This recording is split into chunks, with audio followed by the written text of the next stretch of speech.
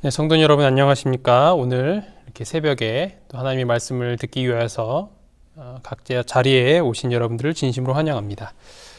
오늘 좀 그 소리가 평소하고는 좀 다르다라는 걸 느끼셨는지 모르겠습니다. 마이크를 이렇게 구입을 해서 테스트를 하고 있는데요. 방송실 이 마이크로 사용하지 않고 스마트폰으로 바로 연결해서 이렇게 하고 하는 이 마이크를 한번 사서 시험을 해보고 있습니다. 어제 영상을 보시면서 소리를 좀 비교해 보시고요.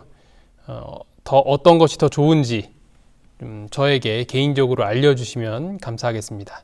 문자나 아니면 카톡 1대1 개인 카톡으로 이렇게 소형 마이크로 하는 게 더 좋다, 아니면 원래 하던 대로 하는 것이 더 좋다, 그것을 보신 분들은, 영상 보신 분들은 꼭 말씀해 주시면 감사하겠습니다.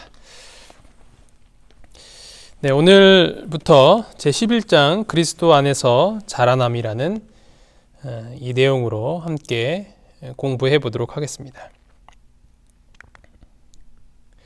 아이를 키우면서 자주 듣는 말은 좋을 때다 라는 말이죠. 좋을 때다. 그냥 이대로 멈춰졌으면 좋겠다라는 생각을 할 때가 가끔 있었습니다. 지금은 아니고요. 예전에 이 사진에 나와 있는 것처럼 요때 정말 너무 귀엽고 참 말도 잘 못하고 그렇게 귀여웠을 때, 그때가 참으로 좋았던 때가 아니었는가. 지금도 좋지만 지금부터 벌써 이제 지치기 시작하는 시점이기 때문에 이때가 참 좋았던 때가 아닌가 생각을 해보게 됩니다. 그때는 그냥 이대로 멈춰줬으면 좋겠다라는 생각을 할 때가 있었던 것 같습니다. 그러나 그것은 결코 일어나서는 안 되는 일이죠. 자라야 하는데 자라지 않는 것은 병입니다. 질병인 것이죠. 생명은 자라나야 하는 것입니다. 자라남이 없는 생명은 죽었거나 혹은 죽어가고 있는 것입니다. 계속적으로 끊임없이 성숙하고 열매를 맺는 그 성장은 생명에 있어서는 필수적인 것이다 라고 할 수 있습니다. 우리의 영적인 성장도 마찬가지입니다. 그리스도인은 계속 성장해야 하는 것입니다. 이 시간을 통해서 영적인 성장을 위하여 어떻게 해야 하는지에 대하여서 함께 알아보도록 하겠습니다.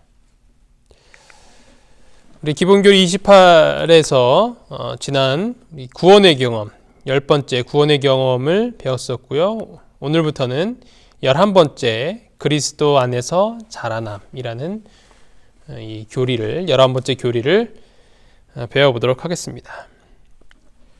기본 신조에 있는 말씀 함께 보도록 하겠습니다.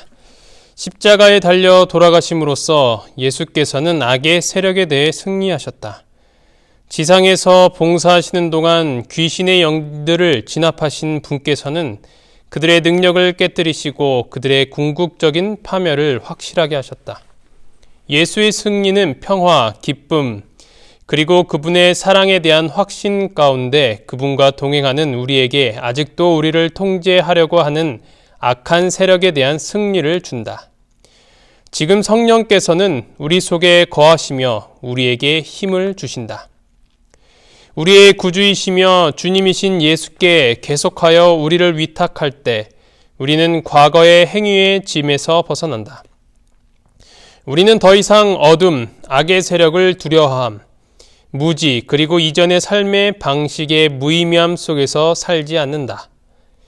예수 안에 있는 이 새로운 자유 안에서 우리는 매일 기도를 통해 그분과 교제하며 그분의 말씀을 먹으며 그 말씀과 그분의 섭리를 명상하며 그분을 찬양하며 예배를 위해 함께 모이며 교회의 사명에 참여하며 그분의 품성과 같아지는 데 이르도록 성장하라는 요청을 받는다.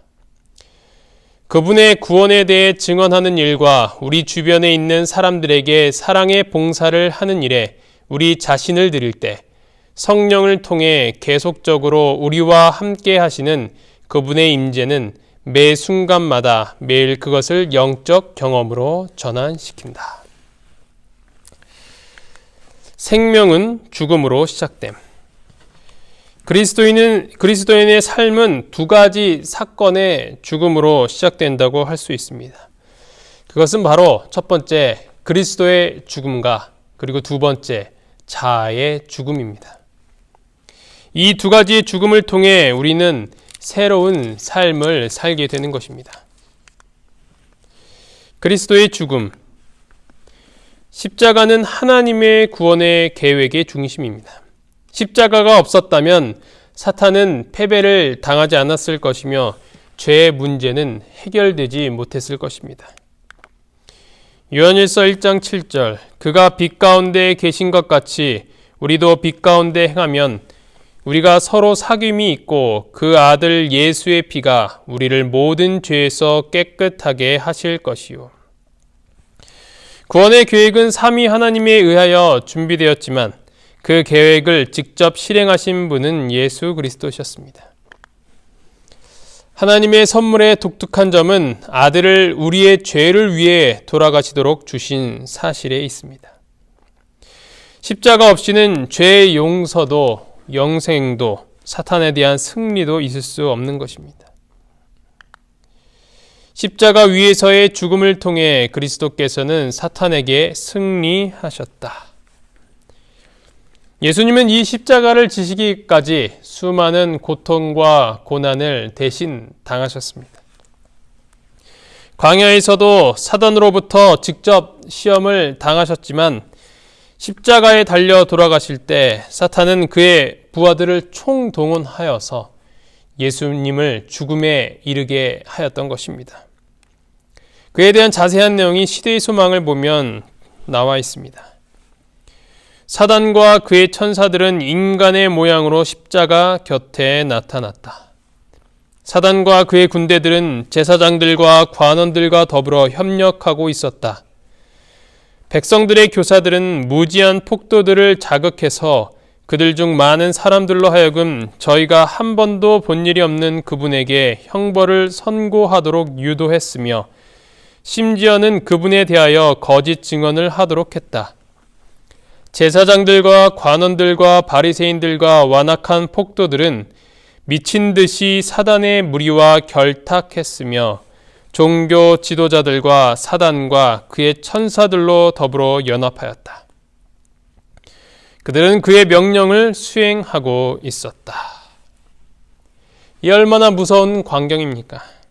소위 여론몰이를 통하여 아무 죄 없는 분을 사형시킬 수 있는 자가 바로 사탄인 것입니다. 이런 것을 보면 마지막 때에 우리가 어떻게 고난을 받을 수 있게 되는지에 대해서 충분히 짐작을 할 수 있게 되는 것입니다. 요즘 코로나 때문에 여러 가지 영업 금지에 대한 행정 처분이 내려지고 있습니다. 하지만 교회에서 예배를 드리지 못하게 하는 일도 생겨났습니다. 민주주의 국가에서 어떻게 이런 일이 일어날 수 있게 된 것일까요? 말은 그럴듯합니다. 이것은 종교의 자유 침해가 아닌 시민의 건강과 생명을 위한 것이라고 이야기를 하는 것이죠. 하지만 이러한 제재가 불합리하다고 생각하는 사람은 거의 없습니다. 심지어는 교회 다니는 우리들도 그것에 대해서 고개를 끄덕일 수 있습니다. 전염병이 창궐해도 무조건 교회에서 예배를 드려야 한다라는 그런 의미가 아닙니다. 사단이 이런 방법으로 여론몰이를 하고 있다는 것을 말씀드리기 위함인 것입니다. 세상의 전염병을 돌게 하는 일을 통하여 인류에게 고통을 가져다 줄 뿐만 아니라 여론을 인간의 모습으로 나타나 어떤 그 사단이 이 교회에서 예배드리지 못하게 하는 것이 정당하다고 이 사람들의 그 이성을 움직이고 또 설득시키는 것입니다. 십자가에 달려 예수님을 돌아가게 하기 위하여서 인간의 모습으로 나타나 여론을 움직였던 동일한 사단의 세력이 이 마지막 시대에도 움직이고 있는 것입니다. 그러나 우리는 걱정할 필요가 없습니다. 왜냐하면 예수님은 그 죽음을 통하여서 승리하셨기 때문입니다. 통치자들과 권세들을 무력화하여 드러내어 구경거리로 삼으시고 십자가로 그들을 이기셨느니라. 사단이 예수님을 죽이기 위하여 사용한 십자가로 예수님께서는 오히려 승리하셨다라는 것입니다. 사단은 이것을 통하여서 승리한 것이 아니라 오히려 패배한 것이었습니다. 싸움은 승리로 끝났다. 그분의 오른손과 거룩한 팔이 그로 승리하게 했다. 그분은 정복자로서 당신의 깃발을 영원한 고지 위에 꽂으셨다. 천사들이 기뻐하지 않았겠는가? 온 하늘은 구주의 승리의 계가를 불렀다. 사단은 패배했다. 그는 자기의 나라를 잃어버렸다는 것을 알았다. 사는 것이 승리하는 것이 아니라 죽는 것이 승리라는 것을 예수님께서는 이 십자가를 통하여서 우리에게 보여주신 것입니다. 그분은 정복자로서 당신의 깃발을 영원한 고지 위에 꽂으셨던 것입니다.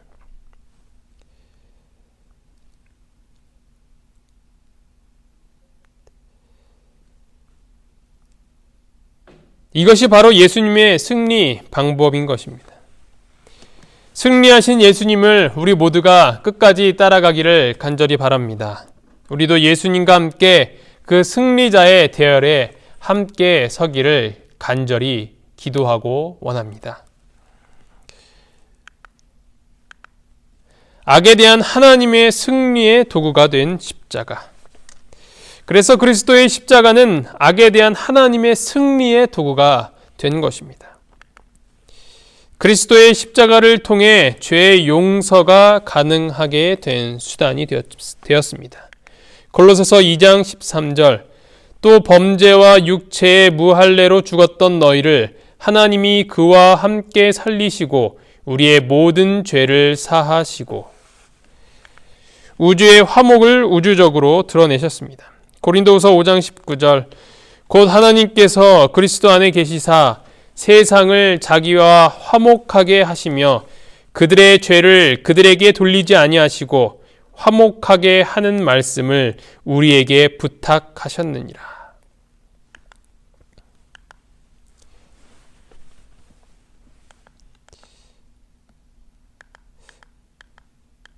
죄가 우리의 마음과 몸을 지배하지 못하게 하는 승리의 삶과 그리스도 안에서의 성장이 현재 가능하다는 것과 하나님의 자녀라는 신분의 보증이 되었습니다. 로마서 6장 12절을 보면 그러므로 너희는 죄가 너희 죽을 몸을 지배하지 못하게 하여 몸의 사욕에 순종하지 말라고 기록을 하고 있습니다. 로마서 8장 14절 무릇 하나님의 영으로 인도함을 받은 사람은 곧 하나님의 아들이라. 이것이 바로 십자가의 결과라는 것입니다.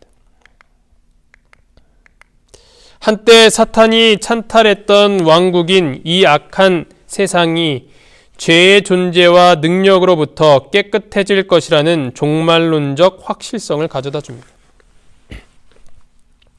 요한계시록 21장 1절을 보면 또 내가 새 하늘과 새 땅을 보니 처음 하늘과 처음 땅이 없어졌고 바다도 다시 있지 않더라. 죄의 장악력은 매우 크고 치명적이어서 죄의 용서 그리고 죄의 힘과 죄책에서 자유롭게 되는 것은 그리스도의 보배로운 피가 없이는 불가능하게 된 것입니다. 우리는 죄의 실제를 부인하거나 계속하여 죄에 대해 무관심한 세상에 살고 있으므로 죄에 대한 이 진리는 반복해서 말할 필요가 있는 것입니다. 예수님의 십자가로 말미암아 우리가 구원받았다는 사실을 계속해서 말할 필요가 있다는 것입니다. 이것은 계속 들어야 하고 읽어야 하고 말해야 하는 것입니다. 또한 전해야 하는 것입니다. 그렇지 않으면 그것과 무관하게 사는 세상에 휩쓸려 살아갈 위험에 처하게 된다는 것입니다. 예수께서 우리를 위해 돌아가셨다는 그 사실과 그분의 죽으심 없이는 용서가 있을 수 없다는 사실을 결코 잊어서는 안 되는 것입니다. 예수님을 십자가에 달려 돌아가게 하신 것은 우리의 죄 때문이라는 사실을 우리는 반드시 기억해야 하는 것입니다. 우리는 십자가의 그리스도에 의해 구원을 받습니다.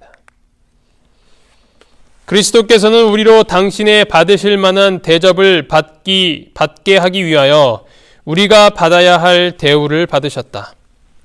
그리스도께서 당신과 아무 상관이 없으신 우리의 죄를 인하여 정죄함을 받으신 것은 우리가 아무런 공헌도 한 바 없는 당신의 의롭다 하심을 받게 하시기 위함이었다.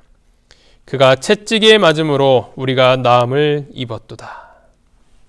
예수님이 좋은 모본을 갖추셨기 때문에 혹은 하나님이시기 때문에 최고의 교사이시기 때문이 아니라 십자가에 달려 돌아가신 그리스도이시기 때문에 우리를 구원하실 수 있다라는 것입니다. 십자가는 하나님과 인간을 화목하게 하는 하나님의 도구입니다. 고린도후서 5장 19절 곧 하나님께서 그리스도 안에 계시사 세상을 자기와 화목하게 하시며 그들의 죄를 그들에게 돌리지 아니하시고 화목하게 하는 말씀을 우리에게 부탁하셨느니라. 죄 때문에 멀어졌던 하나님과 우리의 관계를 십자가로 말미암아 다시 회복시켜 주신 분이 바로 그리스도라는 것입니다. 하나님과의 화목은 동료 인간과의 화목을 이끌고 새로운 형제 관계가 시작됩니다. 하나님과 화목하게 된 인간은 이제는 인간과의 다른 사람과의 관계 또한 회복이 되는 것입니다. 갈라디아서 3장 28절 너희는 유대인이나 헬라인이나 종이나 자유인이나 남자나 여자나 다 그리스도 예수 안에서 하나이니라. 어떻게 유대인과 헬라인이 하나가 될 수 있단 말입니까? 종과 자유인이 어떻게 한 가족이 될 수 있다라는 것입니까? 원수처럼 지내던 자들도 하나가 될 수 있다면 우리가 그리스도의 십자가로 말미암아 하나 되지 못할 사람이 없다라는 것입니다. 에베소서 2장 14절로 16절 그는 우리의 화평이신지라 둘로 하나를 만드사 원수된 것 곧 중간에 막힌 담을 자기 육체로 허시고 법조문으로 된 계명의 율법을 폐하셨으니 이는 이 둘로 자기 안에서 한 새 사람을 지어 화평하게 하시고 또 십자가로 이 둘을 한 몸으로 하나님과 화목하게 하려 하심이라. 원수된 것을 십자가로 소멸하시고. 우리에게 이 놀라운 구원의 소식들을 주시기 위하여서 예수님께서 십자가에 달려 죽음으로써 이루셨다는 것을 오늘 꼭 기억하는 하루가 되기를 간절히 바랍니다. 그렇게 해서 우리 그리스도인이 이 삶을 시작할 수 있게 되었다는 그 사실을 감사하며 오늘도 하루 종일 또 하나님께 찬양할 수 있는 우리 모두가 되기를 간절히 바랍니다. 기도하시겠습니다. 하늘에 계신 하나님 아버지, 오늘 저희가 11장 그리스도 안에서 자라남이라는 이 내용을 공부를 시작할 수 있도록 인도하여 주심에 참으로 감사합니다. 저희의 삶을 주님의 죽음으로 시작할 수 있도록 하여 주심에 참으로 감사합니다. 그 모든 것들을 기억하며 오늘 하루 하나님께 감사하며 찬양할 수 있는 이 하루가 될 수 있도록 인도하여 주시옵소서. 예수 그리스도 이름으로 간절히 기도합니다. 아멘.